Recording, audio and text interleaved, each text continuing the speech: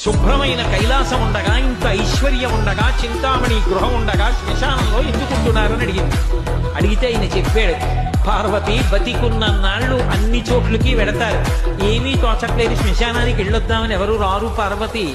నేనంతవాణ్ణంటాడు, పొరుగ్గా ఉన్నానంటాడు, చల్లగా ఉన్నానంటాడు, పండితుణ్ణంటాడు, పద్యాలు నాకు నోటికొచ్చంటాడు, ఉపన్యాసం చెప్పగలనంటాడు, నాకు పాటలొచ్చంటాడు, నేను నాట్యం చేస్తానంటాడు, నేను అధికారినంటాడు, నా దగ్గర డబ్బు ఉందంటాడు, నేను పాట పాడగలనంటాడు. ఇన్ని ఉన్నాయనుకున్న వాడిలోంచి ఊపిరి బయటికి వెళ్ళిపోయిన తరువాత వాడిని తీసుకెళ్లి 4 కొత్త కర్రల మీద పడుకోబెట్టి చాప చుట్టి తాడు కట్టి పైన నూలుబట్ట కప్పి తీసుకొచ్చి అన్నీ తీసేసి కర్రల మీద పడుకోబెట్టి కాల్చేస్తుంటే జీవుడు లేచి నిలబడి పుర్రె పగిలిపోయిన తరువాత కన్న కొడుకు కూడా స్నానం చేసి వెళ్ళిపోతుంటే చీకటి పడిపోయాక, అయ్య బాబోయ్ చుట్టూ ఉగ్రభూతాలు, నా వాళ్ళన్న వాళ్ళు లేరు, వీళ్ళని నమ్ముకున్నాను, ఒక్కడు లేడని ఏడుస్తుంటే నేనున్నాను రా అని చెప్పడానికి నేను కూడా లేకపోతే చచ్చిన వాడు 1000 మాటలు చచ్చిపోతారని అక్కడ ఉన్నారు పార్వతి.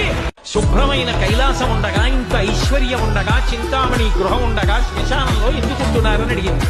అడిగితే ఆయన చెప్పాడు, పార్వతి బతికున్న నాళ్ళు అన్ని చోట్లకి వెడతారు, ఏమీ తోచట్లేదు, శ్మశానానికి వెళ్ళొద్దామని ఎవరు రారు పార్వతి. నేనంతవాణ్ణంటాడు, పొరుగ్గా ఉన్నానంటాడు, చల్లగా ఉన్నానంటాడు, పండితుణ్ణంటాడు, పద్యాలు నాకు నోటికొచ్చంటాడు,